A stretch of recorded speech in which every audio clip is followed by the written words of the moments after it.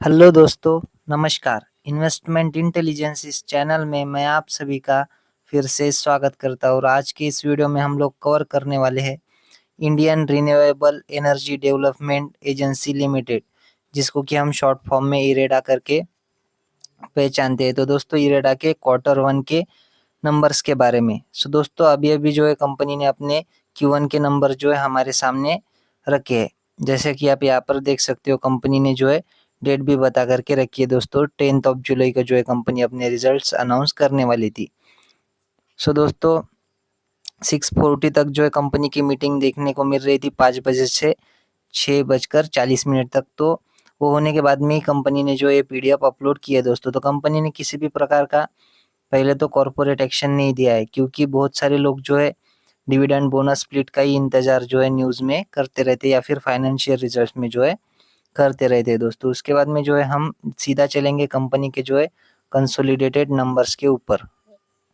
तो ऊपर के नंबर हमें स्टैंड अलोन देखने को मिल रहे हैं, जो कि इंडिया तक ही लिमिटेड होते हैं दोस्तों।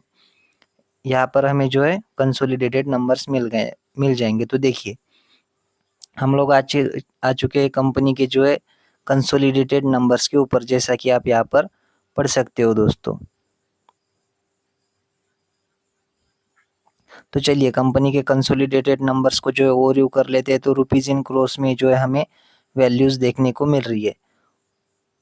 तो कैसा रहा कंपनी का रेवेन्यू? तो कंपनी का जो है रेवेन्यू फ्रॉम ऑपरेशन है इस क्वार्टर का 1909 करोड़। पिछले क्वार्टर में था 1861 करोड़, और पिछले साल के सेम क्वार्टर में कंपनी का जो है रेवेन्यू फ्रॉम ऑपरेशन था लगभग 1482 करोड़। तो देखिए, 1482 से बढ़कर 1900 करोड़ होते हुए नजर आ रहा है, और 1861 करोड़ से भी बढ़कर 1900 करोड़ होता हुआ नजर आ रहा है कंपनी का रेवेन्यू। दोस्तों, अगर हम बात करें इन टर्म्स ऑफ रेवेन्यू, तो कंपनी ने बहुत ही अच्छा परफॉर्मेंस दिखाया है। उसके बाद में अगर हम टोटल इनकम की बात करें, जिसमें कि बहुत सारे फैक्टर्स आ जाते हैं, जैसे कि इंटरेस्ट इनकम, उसके बाद में fees and commission income, net gain on fair value changes on derivatives, उसके बाद में अदर ऑप्शन इनकम, और टोटल रेवेन्यू फ्रॉम ऑपरेशन और अदर इनकम मिला करके जो है हमें टोटल इनकम देखने को मिल रही है।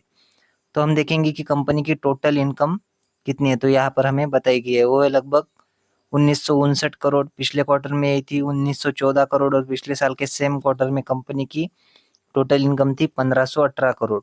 तो देखिए 1510 करोड़। तो 1510 करोड़ से 1959 करोड़ कंपनी की टोटल इनकम जाती हुई नजर आ रही है, और 1914 करोड़ से बढ़कर 1959 करोड़ जो है क्वार्टर ऑन क्वार्टर बेसिस पे कंपनी की इनकम जाती हुई नजर आ रही है। दोस्तों, इनकम टोटल इनकम के बेसिस पे भी बात करें तो कंपनी ने बहुत अच्छा परफॉर्मेंस दिखाया। उसके बाद में देखेंगे कि कंपनी के टोटल एक्सपेंसेस कितने हैं। तो कंपनी के जो कुल खर्चे हुए लगभग 1655 करोड़ के इस क्वार्टर के। पिछले क्वार्टर में थे 1284 करोड़, और पिछले साल के इसी क्वार्टर में कंपनी के खर्चे थे 1034 करोड़ के। तो देखिए, 1034 करोड़ के खर्चे 1655 करोड़ हो चुके हैं, और 1284 करोड़ के खर्चे भी क्वार्टर ऑन क्वार्टर बेसिस पर 1655 करोड़ के होते हुए नजर आ रहा है दोस्तों। तो कंपनी के खर्चे भी जो है ऑब्वियस सी बात है कि हमें बढ़ते हुए नजर आएंगी।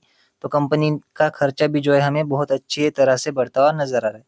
टोटल इनकम माइनस एक्सपेंडिचर, इधर हमें प्रॉफिट मिलेगा या फिर लॉस मिलेगा। तो कंपनी प्रॉफिटेबल ही देखने को मिल जाती है। तो चलिए देखते हैं कि कंपनी का टैक्स वगैरह देने के पहले का प्रॉफिट कितना देखने को मिल रहा है। तो कंपनी का टैक्स देने के पहले का जो प्रॉफिट है वो है लगभग 304 करोड़ इस क्वार्टर का। पिछले क्वार्टर में था 629 करोड़, और पिछले साल के इसी क्वार्टर में यानी कि सेम क्वार्टर में कंपनी का जो है प्रॉफिट बिफोर टैक्स था 475 करोड़।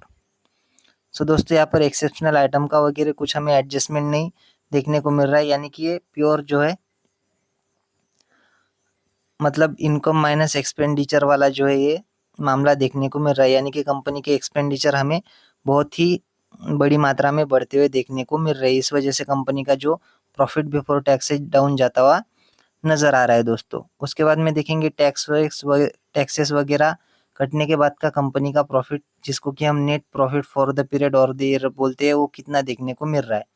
तो है लगभग 246 करोड़। पिछले क्वार्टर में था 501 करोड़, और पिछले साल के सेम क्वार्टर में था 83 करोड़। सो अगर हम बात करें नेट प्रॉफिट की या फिर प्रॉफिट बिफोर टैक्स की भी, प्रॉफिट बिफोर टैक्स जो है ये देखने को मिल रहा है। तो यहाँ पर भी देखिए ईयर ऑन ईयर गिरावट, क्वार्टर ऑन क्वार्टर लगभग 50% तक की गिरावट देखने को मिल रही है। यहाँ पर भी अगर हम देखिए ईयर ऑन ईयर गिरावट ही देखने को मिल रही है और क्वार्टर ऑन क्वार्टर लगभग 50% तक जो है कंपनी का net profit, profit before tax down जाता हुआ नजर आ रहा है। अगर हम क्वार्टर ऑन क्वार्टर बेसिस की बात करें तो ईयर ऑन ईयर की अगर हम बात करें तो लगभग 30-35% जो है कंपनी का नेट प्रॉफिट और पीबीटी यानी कि प्रॉफिट बिफोर टैक्स डाउन जाता हुआ देखने को मिल रहा है दोस्तों।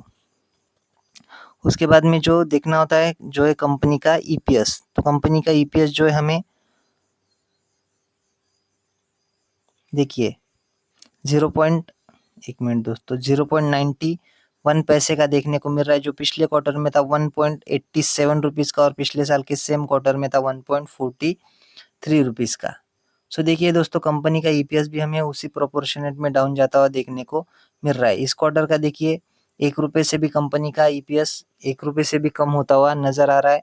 ईयर ऑन ईयर की बात करें तो 1.5 रुपये का ईपीएस हमें लगभग 91 पैसे होता हुआ नजर आ रहा है। सो यहाँ पर भी हमें क्वार्टर ऑन क्वार्टर साथ ही ईयर ऑन ईयर बेसिस पे जो है गिरावटी देखने को मिल रही है, यानी कि प्रॉफिट बिफोर टैक्स से लेकर जो जिसको हम बॉटम लाइन बोलते हैं, तो बॉटम लाइन कंपनी की जो है हमें खराब होती हुई नजर आ रही है, क्योंकि कंपनी ने जो है अपने खर्चों को अच्छी तरह से मेंटेन नहीं किया है। तो इस वजह से जो है हमें कंपनी का प्रॉफिट, नेट प्रॉफिट जो है डाउन जाता हुआ देखने को मिल रहा है दोस्तों।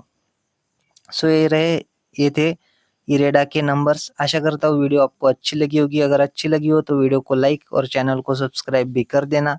मिलते हैं इसी तरह के नेक्स्ट वीडियो में, तब तक के लिए धन्यवाद, बाय बाय।